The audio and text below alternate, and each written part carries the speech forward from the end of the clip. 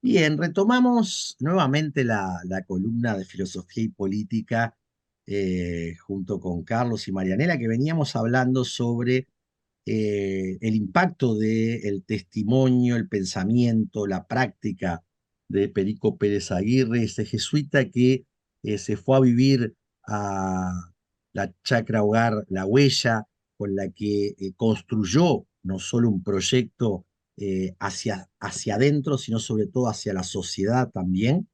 Y ahí creo que me gustaría, Carlos, como muy rápidamente me digas tú desde la política pública, ¿no? ¿Qué es lo que recogés y que decís son elementos a tomar en cuenta para que se construya política pública de derechos humanos desde lo local? Bien. Yo me parece que, bueno, en realidad lo que estamos tratando de exponer aquí tiene que ver con la vigencia del pensamiento de Ujú. acción de Perico Pérez. Y bueno, nos parece que en ese sentido, Perico fue un hombre de acción y de pensamiento, digamos, comprometido con una época, este, tratando de buscar un sentido, digamos, a la vida. Por eso, digamos que la imagen de Perico no es una imagen de un filósofo que está mirando por su ventana, cómodamente instalado, fumando en una pipa y reflexionando sobre lo que pasa a través de Ahí la va. ventana. O como bien decía Marianela, referido a un hombre que se embarraba, que estaba en contacto con la tierra, con los problemas de la gente, comprometido con el sentir de su gente. Nos parece que en ese sentido, yo decía el otro día en la actividad que participamos justamente con este tema de conmemorar y de reflexionar sobre la vida de Perico, que bueno, que Perico Pérez de alguna forma nos ha influido a toda una generación, o a varias generaciones que militamos a la salida de la dictadura militar por todo lo que fue la tarea que realizó Perico Pérez en la búsqueda de la verdad, de la justicia. Nuestra intendencia tiene una dirección de derechos humanos y se ocupa especialmente de los temas de verdad, de justicia y de memoria. En Canelones hay más de 80 espacios conmemorativos vinculados a la memoria.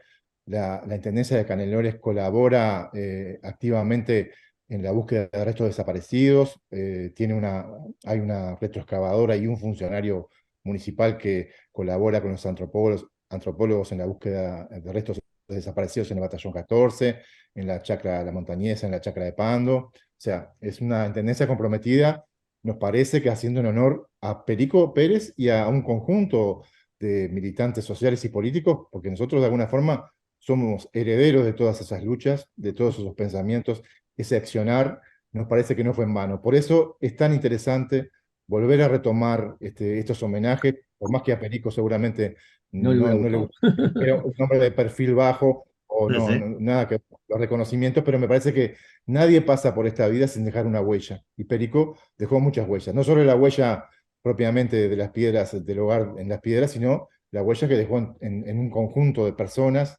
que, bueno, de alguna forma intentamos pregonar y poner el pellejo a las ideas, como él Ujú. lo hacía él, que era realmente también tenía un grado no solo en su pensamiento enriquecedor, en el sentido de todas las fuentes de las que él abrevó, desde diferentes tipos de filósofos que lo constituyeron su pensamiento, de los teólogos, del propio marxismo, de las leyendas de los pueblos originarios, en fin, Abrevó en ese, muchos pensamientos, ¿no? Y se o sea, adelantó en muchos pensamientos me en lo adelantó feminista, en lo ecológico, en lo en varios ecológico, temas, en ¿no? el Sí, se feminismo, adelantó. en fin, con las trabajadoras sexuales. Son Vale, temas que claro. parecen digamos, del momento, pero Perico los vislumbró con una claridad y Se anticipó. anticipó, un hombre que se anticipó a su época, Exactamente. como por suerte, podemos hoy valorar todo eso. Y creo que desde el gobierno de Canelones, para redondear un poco ese Ujú. tema, nosotros pretendemos trabajar no solo desde la Dirección de Derechos Humanos, sino desde otras direcciones, por ejemplo, de gestión ambiental, con lo que tiene que ver con el cuidado del ambiente, con el cuidado de las fuentes de agua, que están ahora con el tema de la sequía, toda la labor que desarrolla la Intendencia en el cuidado de la cuenca. del Río Santa Lucía, en fin, y con otros Bien, temas Carlos, más, pero abrís una cantidad de temas eh, que valdría mucho la pena entonces tener otra instancia en la que podamos justamente ver eh, cómo distintas políticas integralmente se advienen a tratar de construir, consolidar y legitimar derechos, digamos, ¿no? Entonces, Marianela, vos terminabas el espacio anterior hablando de una muestra que comenzaba en 2018, que concluye ahora en este espacio justamente del Parque de los Derechos, ¿no? En la ludoteca de Perico Pérez Aguirre. Contanos un poco, porque tú traes una vivencia muy cercana, ¿no? A Perico, que vale la pena que otras jóvenes y jóvenes, porque tú sos una joven, puedan también dejarse interpelar por esa historia. Bueno, sí, el objetivo de la muestra es eh, ver la vigencia del pensamiento de Perico y entonces para armarla hicimos el ejercicio de hacernos preguntas que hoy nos interpelan y poder releer a Perico en base a esas preguntas y buscar algunas citas de referencia concretas para estimular a que jóvenes y nuevas generaciones invitarlas a leer a Perico.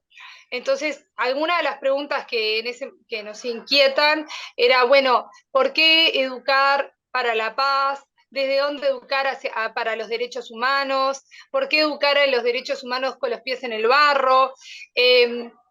¿Por qué para que la conquista de los derechos humanos hay que hacerlo con una mirada de género y feminista?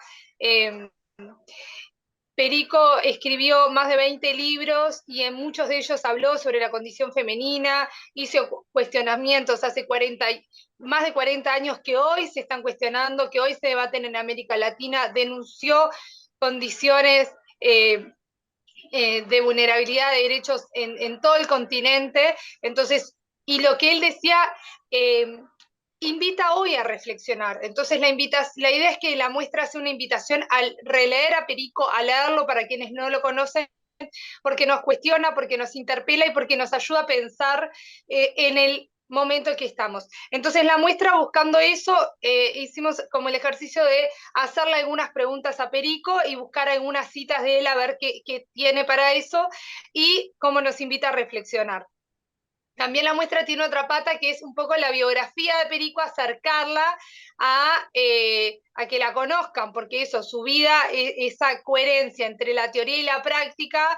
Entonces hay 10 piezas de esculturas en barro donde reflejan distintos momentos de la vida de Perico, su juventud como el aventurero, después el trabajo mientras estaba estudiando en la Universidad de Toronto, en Canadá, juntando gusanos para una empresa pesquera porque quería estar con los más humildes y trabajadores y estar cercano a la realidad.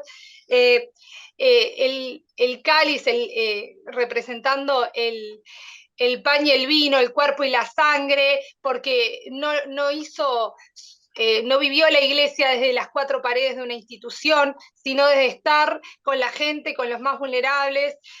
Fue así que, por ejemplo, ayuda a que se organice la Asociación de Meretrices del Uruguay y trabaja con las prostitutas del puerto. Después es cofundador de La Huella, un hogar de niños huérfanos, pero no desde un lugar asistencialista, sino desde vivirlo desde un lugar diferente, como una gran familia, trabajando la tierra, el juego como pedagogía. Eh, También la muestra tiene una pieza que tiene que ver con eh, el rol que tuvo en la dictadura de animarse a decir verdades. Fue censurado, perseguido, torturado en la dictadura, pero pudo decir y denunciar la situación del Uruguay en Naciones Unidas y pudo hacer esa lucha.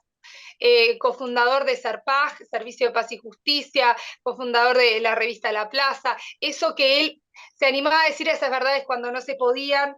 Después, ese rol en el 83, en el ayuno, que fue tan importante para Ujú. la salida de la dictadura, que termina con ese caceroleo. Bueno, la vida de Perico tiene tanta riqueza que también esto de que escribió más de 20 libros y cómo 2 libros de juegos, libros sobre la condición femenina, libros sobre medio ambiente, o sea, realmente, perdón, sobre medio ambiente, no uno específico, sino No, en Sigo claro. Derechos Humanos, cómo los aborda, ¿no?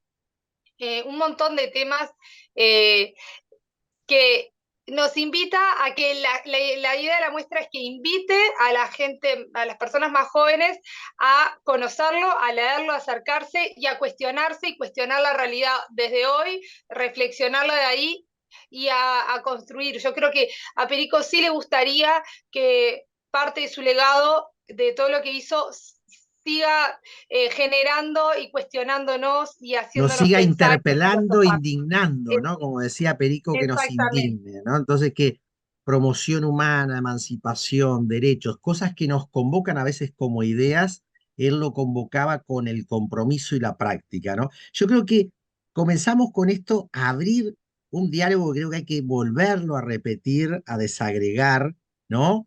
Creo que tenemos que, capaz que hacer un diálogo, Marianela, con otros jóvenes y jóvenes que puedan dialogar e interactuar contigo, con Carlos, ¿no? Esta interacción de políticas y de construcción de procesos. Yo les quiero agradecer para la columna de filosofía y política, porque la idea es acercarle a los uruguayos y a las uruguayas de distintas partes del mundo lo que estamos vivenciando, lo que estamos viviendo, qué es lo que nos motiva. Y lo interesante que Perico, decía Carlos, ¿no? Y Marianela lo traías, liga a distintas generaciones y está presente, ¿no? Nos interpela, nos ayuda a indignarnos e ir más adelante. Entonces yo les agradezco mucho y bueno, que los comprometo a poder nuevamente retomar un diálogo en torno a Perico y como se decía, los tantos pericos y pericas que hay que se han comprometido y que nos motivan y compartimos esos procesos. Bueno, muchísimas gracias.